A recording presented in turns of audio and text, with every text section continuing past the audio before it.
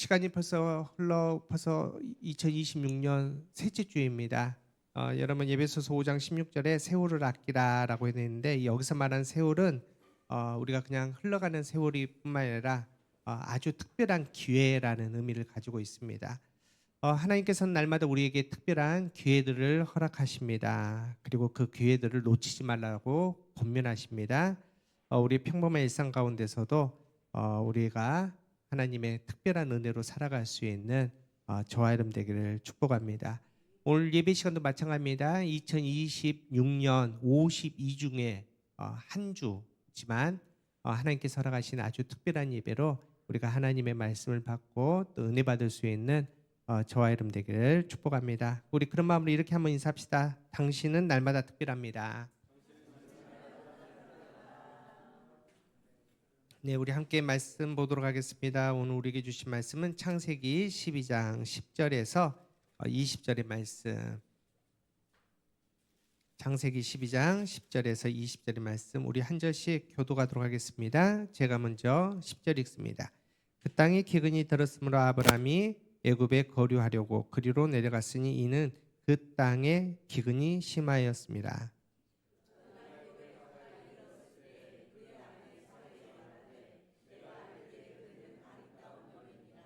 예고 사람이 그대를 볼 때 이르기를 이는 그의 아내라 하여 나는 죽이고 그대는 살리리니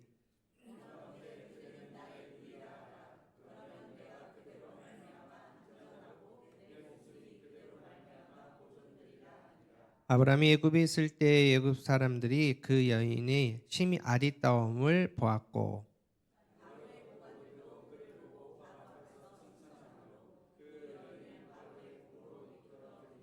이에 바로가 그로 말미암아 아브라함을 후대함으로 아브라함이 양과 소와 노비와 암수 나귀와 낙타를 얻었더라.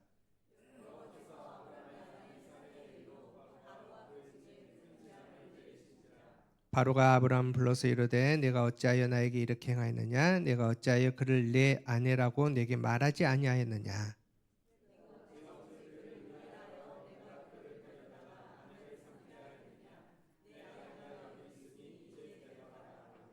우리 20절 함께 읽겠습니다. 바로가 사람에게 그의 이 일을 명하매 그들이 그와 함께 그의 아내와 그의 모든 소유를 보내었더라. 이는 하나님의 말씀입니다.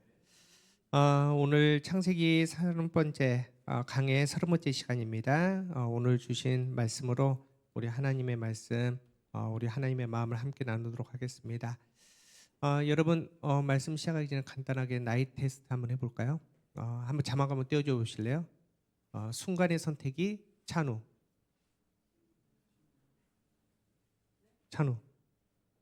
순간의 선택이 이 대답에 바로 답이 안 나오면은 젊은 겁니다.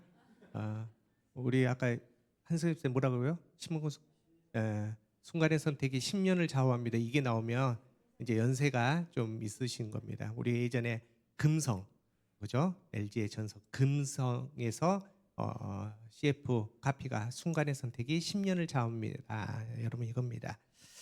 우리가 이제 살아온 수많은 과거들 지나온 날들을 우리가 생각해 보면은 수많은 선택을 통해 지금 이 자리에 이렇게 있습니다. 여러분 이제 선택과 결정이 얼마나 중요한지 다들 알고 있을 것입니다. 왜냐하면 어떠한 결정이든지 그 결정에 대한 결과가 분명히 따라오기 때문입니다. 그런데도 우리는 이제 당장 이제 눈앞에 보이는 문제나 보고 또 너무나 쉽게 선택한 경우들이 있습니다. 특별히 눈에 보이지 않는 영적인 문제에서는 너무나 쉽게 좀 생각하지 않고 선택할 때도 또 덜어 있습니다. 여러분이 2026년을 맞이하고 뭐 이제 다른 거 말고 이 땅의 거 말고 영적으로 어떤 결정을 했습니까? 또 어떤 선택을 했습니까? 무엇을 선택과 결정을 했든지 간에 그것은 여러분의 2026년의 영성생활 또 넘어서서 우리 일생의 신앙생활에 분명히 크고 작은 영향을 줄 겁니다. 그런 의미에서 하나님께서 우리에게 주신 말씀 이 결정의 대가라는 이 제목의 말씀을 좀 무겁게 오늘 마음에 받고 또 말씀을 함께 나누기를 원합니다. 오늘 본문에서 한 가지를 살펴볼 겁니다. 특별히 우리가 쉽게 놓치는 메시지가 하나 있습니다. 그 부분 하나 살펴보면서 오늘 함께 말씀 나눌 텐데 말씀을 좀 집중해서 우리 들으시기 바랍니다. 여러분 이제 아브라함은 인생에 수많은 결정들 또 선택들이 있었을 거 아닙니까? 그런데 아주 중요한 결정들을 한 순간들이 있었습니다. 우리가 이제 알지만 그 결정들을 아브라함은 믿음이라는 이름으로 참 잘 선택했거든요. 고향과 친척 아비의 집을 떠나라라고 하나님 명령했을 때 여러분 결정하기 쉬웠겠습니까? 그의 나이가 무려 75세입니다. 여러분 이제 정리하고 이제 쉼을 누릴 만한 나이가 되었음에도 불구하고 그는 하나님의 말씀을 붙들고 미지의 땅으로 다시 출발합니다. 고향과 친척 아비의 집을 모든 것을 버리기로 결정을 한 겁니다. 또 뿐만 아니라 그의 노년에 100세에 낳은 아들을 하나님께서는 바쳐라라고 번제로 드리라라고 말씀하십니다. 여러분 이건 더 힘들 거 아닙니까? 여러분 그 아들 이삭이 생명처럼 소중한 아들입니다. 그런데 어떻게 죽입니까? 어떻게 번제로 바칩니까? 그럼에도 불구하고 아브라함은 아내 사라에게 상의도 안 한 채 하나님께서 말씀하시기에 바치기로 결정하고 모리아산으로 출발합니다. 여러분 이러한 결정들을 통해서 아브라함은 믿음의 조상이 되고 믿음의 아버지가 될 수 있었다는 겁니다. 그럼에도 불구하고 아브라함이 모든 선택과 결정에서 잘했느냐? 아닙니다. 실수와 실패를 한 경우도 있습니다. 바로 오늘 본문이 그 대표적인 장면입니다. 여러분 하나님께서 갈대아 우르에서 아브라함을 부르십니다. 그리고 아브라함이 이제 하나님의 명령에 순종하고 또 결정하고 하란을 거쳐 무려 1900km를 걸어서 가나안 땅에 도착했습니다. 여러분 모든 것을 버렸습니다. 목숨을 걸고 1900km를 걸어왔지 않습니까? 여러분 그러면 아브라함은 은근히 자기의 순종에 대해서 결정에 대해서 좋은 대가를 기대하고 있었을 것입니다. 왜냐하면은 당시 사람들의 신론 때문입니다. 무슨 말이냐면은 갈대아 우르에서 아브라함은 우상을 만든 집안의 아들이었습니다. 평생 그 분위기에 살았습니다. 여러분 당시에는 신과 인간 관계가 어떤 관계였냐면은 거래 관계입니다. 주고받는 관계라는 겁니다. 당시 갈대아 우르에서 사람들이 섬겼던 신은 난나라는 달의 신입니다.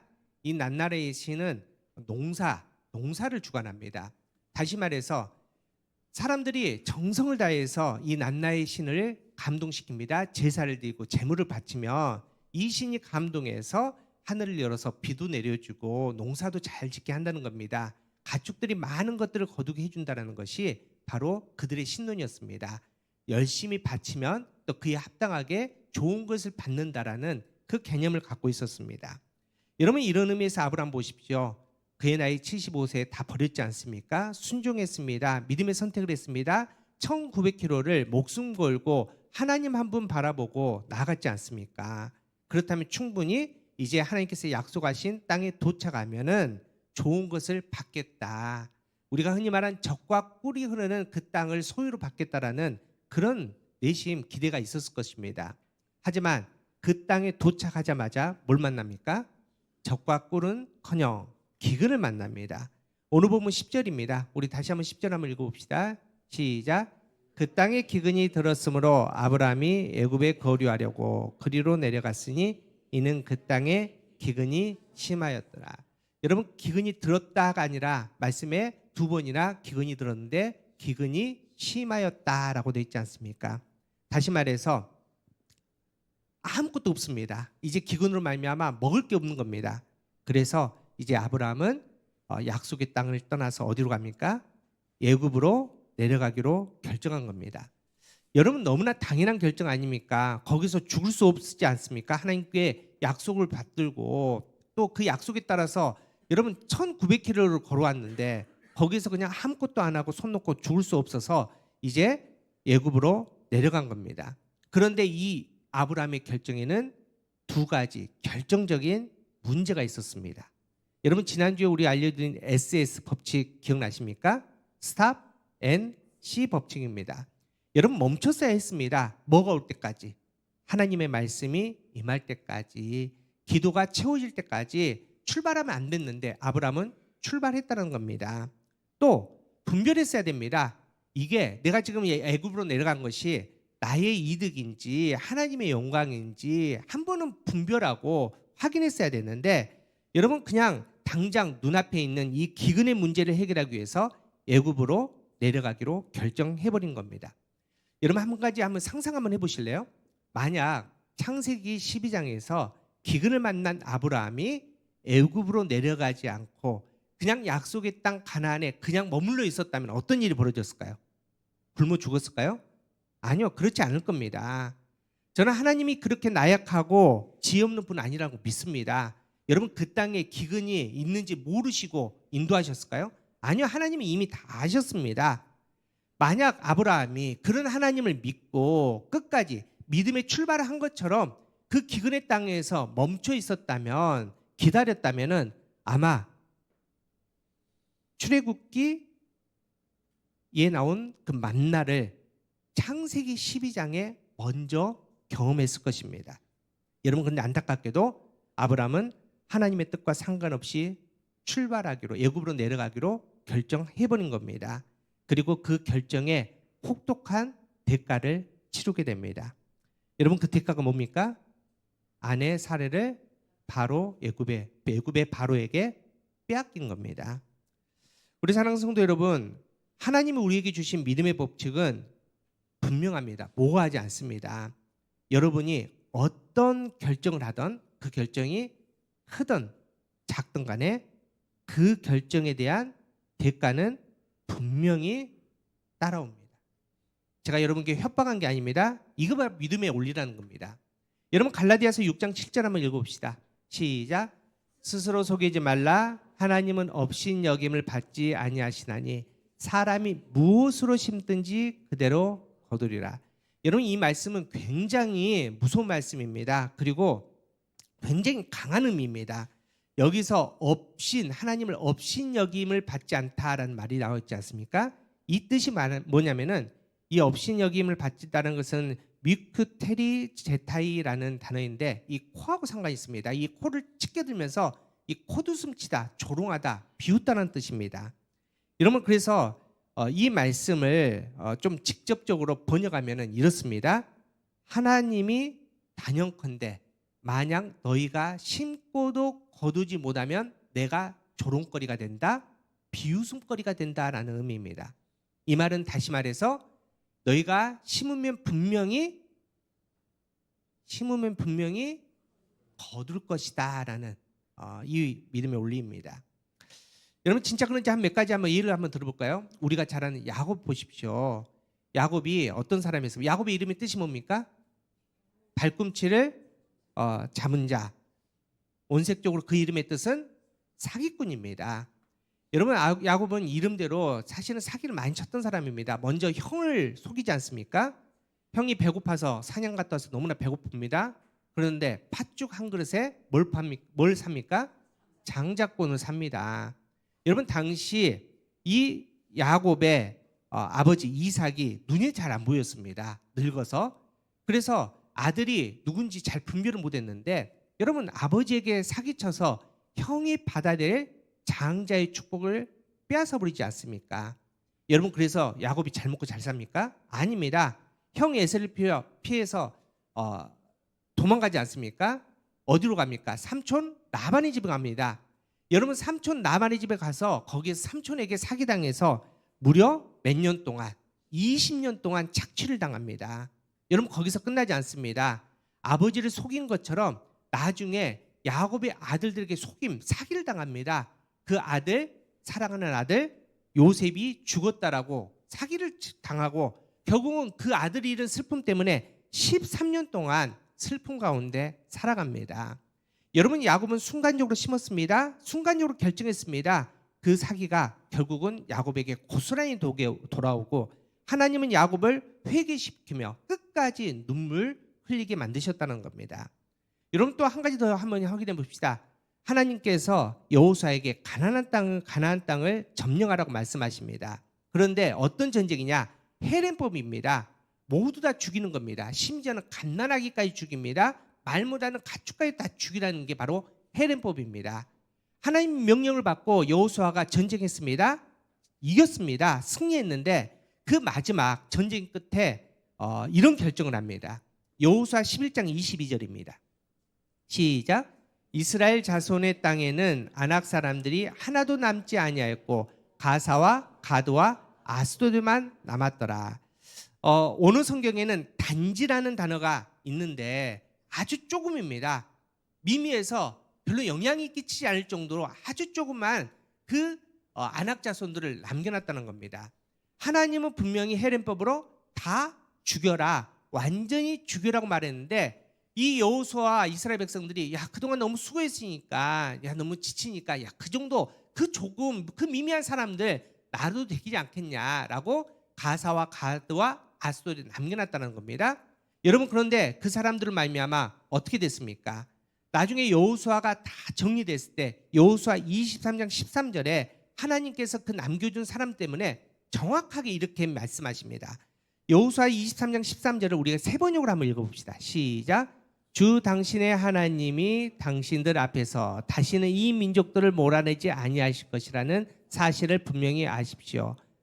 그들이 당신에게 올무와 덫이 되고 잔등에 채찍이 되며 눈에 가시가 되어 근데 당신들은 주 당신의 하나님이 주신 이 좋은 땅에서 멸망하게 될 것입니다.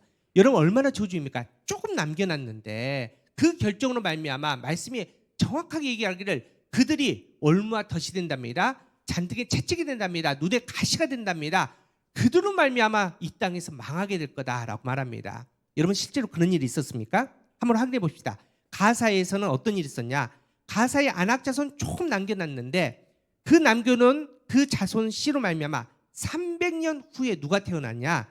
드릴라라는 기생이 태어납니다. 그 드릴라로 말미암아 하나님의 사사 삼손이 눈이 뽑힙니다. 영적으로 무너집니다. 블루색이 잡혀가지 않습니까?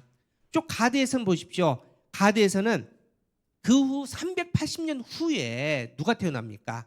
다윗과 싸웠던 골리앗이 태어납니다. 그로 말미암아 이 거인들로 말미암아 이스라엘이 대대로 수치를 당하지 않습니까? 또 아스돗에서는 어떤 일이 벌어지냐? 사무엘상 4장 보면은 블레셋과 전쟁합니다. 홈리와 비느하스가 전쟁으로 나갔다가 패합니다. 그래서 4,000명이 죽게 됩니다. 그들이 다시 돌아와서 어떻게 하면 이길까 고민하다가 뭘 가지고 나갑니까? 하나님의 법궤를 가지고 나갑니다. 그리고 나서 싸우면 당장 이길 것 같았는데 집니다. 그 전에는 4,000명 죽었는데 법궤를 가지고 나가자 무려 3만 명이 죽습니다. 거기서 끝나지 않습니다. 이 법궤를 빼앗기지 않습니까? 이 빼앗긴 법궤가 어디로 갑니까? 아스돗으로 갑니다. 거기에 뭐가 있었냐? 아스돗에 다곤의 신상이 있었습니다.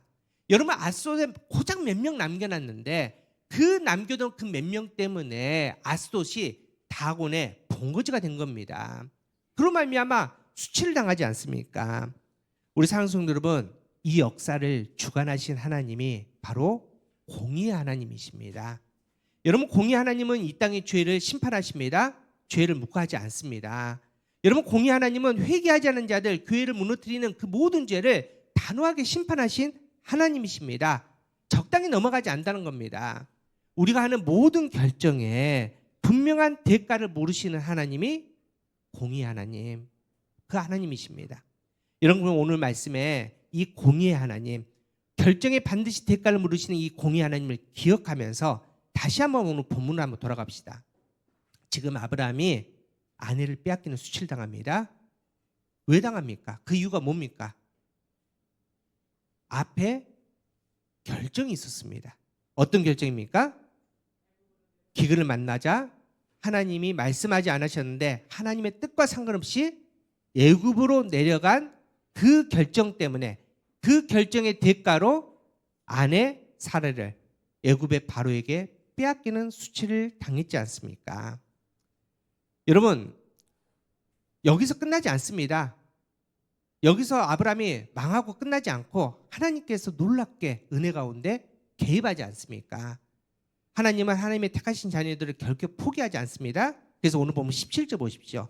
17절 17절 시작. 여호와께서 아브라함의 아내 사레의 일로 바로와 그 집에 큰 재앙을 내리신지라.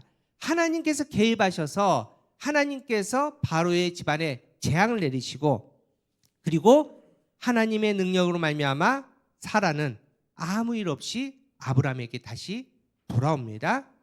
여러분, 그리고 우리가 말씀을 봤지만은 이 아내를 빼앗기면서 바로에게 선물로 많은 재물과 또 노비를 받지 않습니까? 그럼 결과적으로 뭡니까? 잘못된 결정은 했으나 하나님께서 은혜를 주셔서 해피엔딩 아닙니까? 아내도 다시 찾고 재물도 얻고, 여러분 기근도 피할 수 있는 해피엔딩 아닙니까? 그런데 여기서 놓치는 부분이 하나 있습니다. 공의의 하나님은 오늘 본문에서 아직 셈이 끝나지 않았다라고 말씀하십니다. 다시 말해서 아브라함이 애굽으로 내려간 결정 말고 치명적인 하나님 앞에서 수치스러운 결정 하나를 또 합니다. 그 결정이 뭘까요? 어떤 결정이냐? 이제 애굽으로 내려갔습니다. 그런데 그때 사라의 나이가 65세입니다. 그런데 말씀이 아리따웠다고 말합니다. 그 아리따운 그 여인으로 말미암아, 사라로 말미암아 이제 아브라함이 죽게 되었습니다. 여러분, 그래서 아브라함이 어떤 결정을 합니까? 아내를 누이라고 속이는 결정을 합니다. 여러분, 아무리 급해도 그래도 사랑하는 아내를 버리면 안 되는 거 아닙니까? 이건 남편의 도리입니다. 또 하나님께서 택하신 사람은 거짓말해서는 안 되지 않습니까? 왜냐하면 하나님께서 이 거짓말을 싫어하기 때문입니다. 시편 5편 6절입니다. 우리 함께 읽어보겠습니다. 시작. 거짓말하는 자들을 멸망시키리다. 여호와께서는 피 흘리기를 즐기는 자와 속이는 자를 싫어하시리라. 여러분, 그런데 아브라함이 거짓말을 합니다. 아내를 누이라고 속입니다. 여러분, 그 대가를 어떻게 받았을까요? 오늘 말씀에 그 대가가 나옵니다. 그 대가가 어디에 나오느냐? 오늘 본문 16절에 나옵니다. 우리 16절 한번 읽어봅시다. 시작. 이에 바로가 그로 말미암아 아브라함을 후대함으로 아브라함이 양과 소와 노비와 암수 낙귀와 낙타를 얻었더라. 어떤 대가를 받습니까?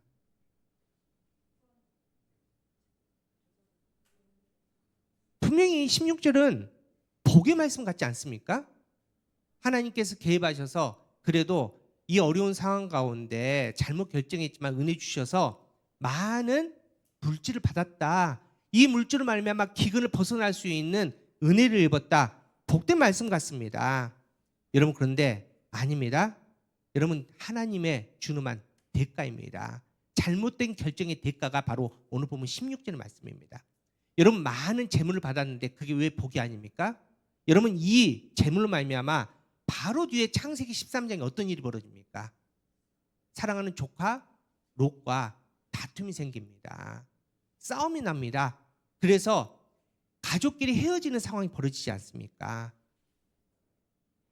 자기가 결정했고 그 결정을 받은 물질 때문에 그 물질이 저주로 돌아와서 가족이 깨집니다. 그래서 여러분, 조카 롯이 먼저 땅을 선택하고 가지 않습니까? 여러분, 그리고 뒤도 안 돌아보고 갑니다. 가장 좋은 땅 먼저 다 차지하고 가지 않습니까? 여러분, 아브라함이 사람에게 받은 배신이 있지 않겠습니까? 그 아픔을 고스란히 이 결정의 대가로 받게 됩니다. 또 여러분, 노비를 받았답니다. 종을 받은 겁니다. 얼마나 좋은 일입니까? 당시에 사람은 돈입니다. 힘입니다. 또 아브라함이 이제 가나안 땅에 정착해야 되는데 손길이 필요하지 않습니까? 여러분, 돕는 손을 줬는데 얼마나 좋습니까? 그런데 이 바로가 준 이 노비 안에 누가 있습니까? 하갈이 있습니다. 창세기 16장 1절 보십시오. 아브라함의 아내 사라는 출산하지 못하였고 그에게 한 여종이 있으니, 이 한 여종이 누굽니까? 하갈입니다. 애굽 사람의 이름은 하갈이다. 여러분, 이 하갈로 말미암아 누가 태어납니까? 이스마엘이 태어납니다. 여러분, 이 이스마엘로 말미암아 저주의 아들 이스마엘이 대를 이어서 이스라엘에게 힘든 또 저주가 되지 않습니까? 여러분, 얼마나 무섭습니까? 그냥 자기 살아보려고 그냥 말 한마디 한 겁니다. 아내를 누이라고 말 한마디 했던 그 결정으로 말미암아 여러분 가족이 깨집니다. 가족이 싸워집니다. 또한 이 이스마엘로 말미암아 여러분 이스라엘이 무려 몇 년 동안 4,000년 동안 고난과 핍박을 받는 그 결정의 대가를 받고 있다는 겁니다. 우리 사랑하는 성도 여러분, 그래서 신앙생활은 대강할 수 없습니다. 여러분 크든 작든 간에 우리의 삶에 수많은 순간들, 결정의 순간들이 있습니다. 여러분 그거 쉽게 생각하면 안 된다는 겁니다. 왜냐하면 하나님께서는 그 결정의 대가를 정확하게 따지기 때문입니다. 사무엘상 2장 30절을 우리 한번 읽어봅시다. 자, 시작. 그러므로 이스라엘의 하나님 나 여호와가 말하노라. 내가 전에 내 집과 내 조상의 집이 내 앞에 영원히 행하리라 했으니 이제 나 여호와가 말하노니 결단케고 그렇게 하지 아니하리라. 나를 존중히 여기는 자를 내가 존중히 여기고 나를 멸시하는 자를 내가 멸시하리라. 여러분 이게 무슨 말입니까? 너희 택함 받았다고 여러분 자신하지 말랍니다. 너희의 결정에 따라서 하나님께서 그 결정에 분명히 대가를 보여준답니다.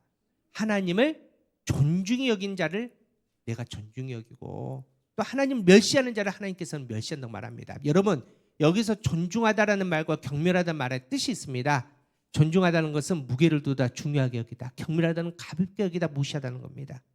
하나님께 무게를 두고 결정하는 사람과 하나님을 가볍게 여기고 무시하는 그 결정한 사람은 그 내일이 달라진다라고 말씀하십니다.